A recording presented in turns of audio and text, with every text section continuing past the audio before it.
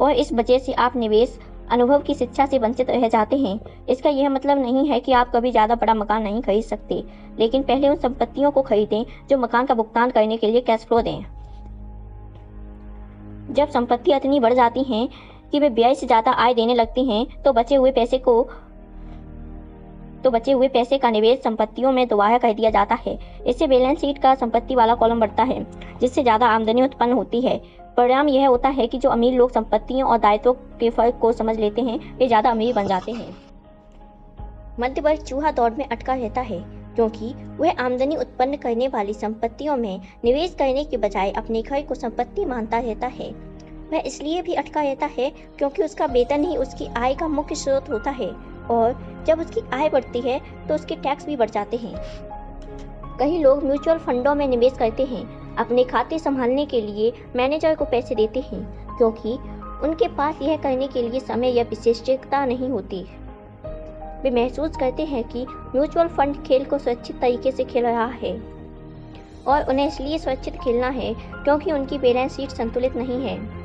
वे अवसरों का लाभ इसलिए नहीं ले सकते क्योंकि उन्होंने अधिकतम कर्ज ले रखा है और पैसा केवल वेतन के जरिए उनकी जेब में आ रहा है। अमीर बनना चाहते हैं?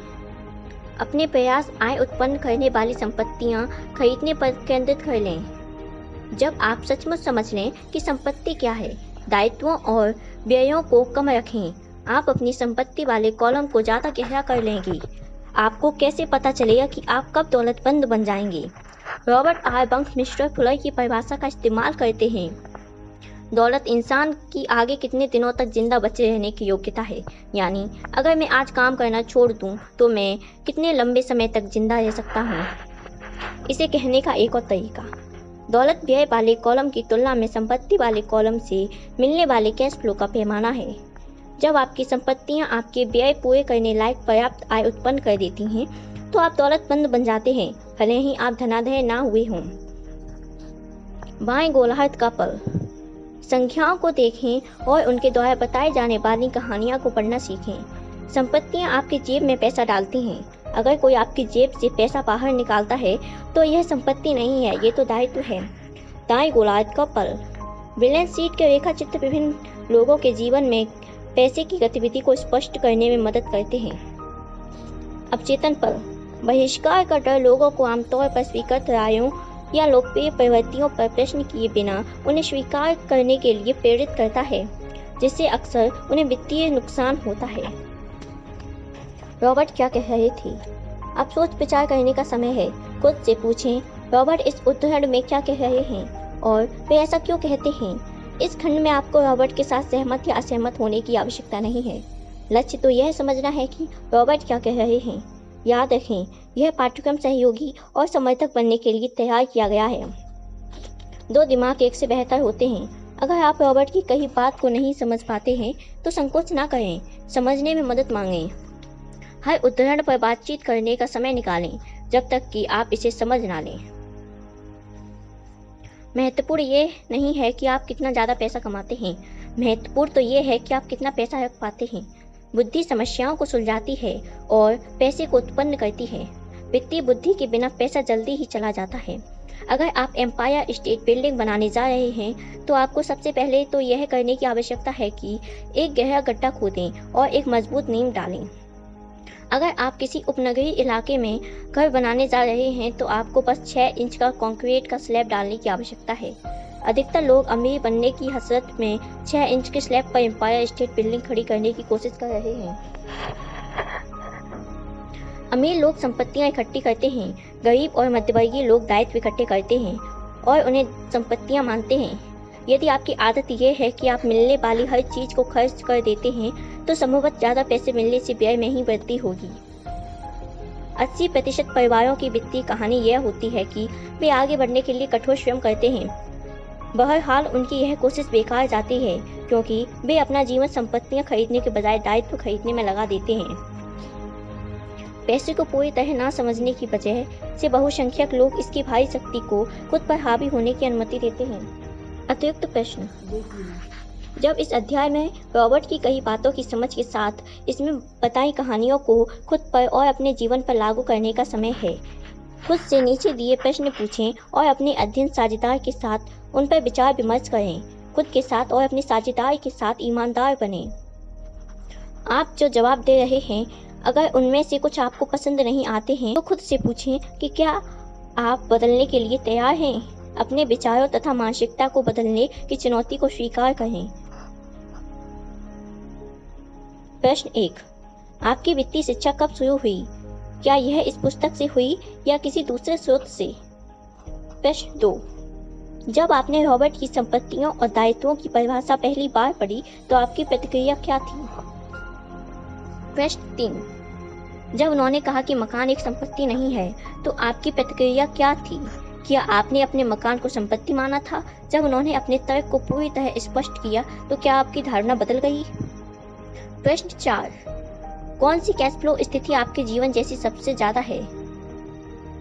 प्रश्न 5, आपके मकान के अलावा क्या कोई ऐसी चीज है जिसे आपने संपत्ति माना था लेकिन जिसने बाद में खुद को दायित्व के रूप में उजागर किया? प्रश्न 6, क्या आप इस कथन से सहमत हैं? ज्यादातर लोगों की शिक्षा में जिस चीज की कमी है वह ये नहीं है कि पैसे कैसे कमाएं, बल्कि यह है कि पैसे का प्रबंधन कैसे करें, क्यों या क्यों नहीं। प्रश्न 7, अमीर डैडी ने लड़कों से कहा था कि अकाउंटिंग में संख्याएं महत्वपूर्ण नहीं होती, बल्कि उनके द्वारा बताई जाने वाली कहानी महत्वपूर्ण होती हैं। आपके जीवन में संख्याएं कौन सी कहानी बताती हैं?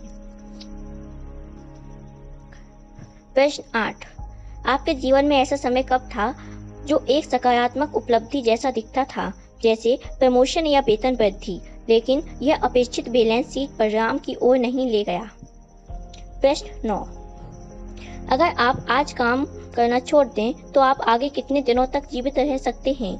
यह संख्या आपको हैरान करती है या डराती है? इन सभी प्रश्नों के उत्तर आप कमेंट बॉक्स में दे सकते हैं।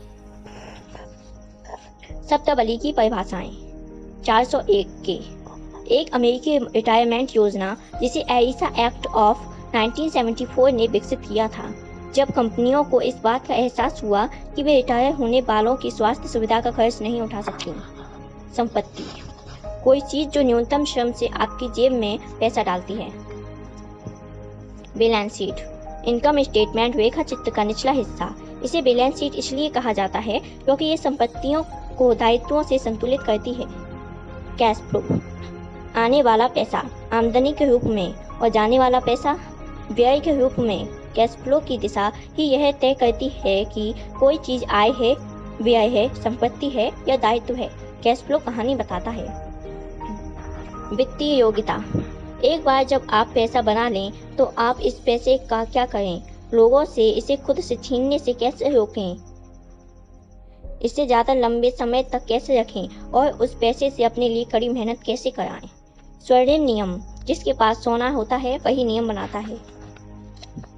आय, वह पैसा जो किसी व्यक्ति या व्यवसाय की सामान्य कारोबारी गतिविधियों के फलस्वरूप मिलता है। इनकम स्टेटमेंट या प्रॉफिट एंड लॉस स्टेटमेंट, यह आय और व्यय को मापता है, पैसा अंदर और पैसा बाहर। दायित्व, कोई चीज जो पैसा आपकी जेब से बाहर निकालती है। म्यूचुअल फंड, विविध शेयर, बॉन्ड या सिक्योरिटीज का समूह जिनका प्रबंधन किसी पेशेवर निवेश कंपनी द्वारा किया जाता है और यूनिट के माध्यम से व्यक्तिगत निवेशकों द्वारा खरीदा जाता है। इन यूनिट्स का विभिन्न कंपनियों में कोई सीधा स्वामित्व मूल्य नहीं होता। सोशल सिक्योरिटी, सामाजिक कल्याण या सामाजिक बीमा कार्यक्रम जिसे स्वचालित वेतन कटौतियों के जरिए पैसा मिलता है और यह उनके बुढ़ापे तथा विकलांगताओं के वक्त उन्हें आर्थिक सहायता देता है।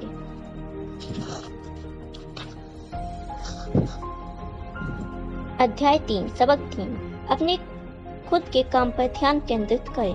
1974 में मैकडोनाल्ड्स के संस्थापक रे क्रॉक से कहा गया कि वे ऑस्टिन में टेक्सास यूनिवर्सिटी की MBA क्लास को संबोधित करें।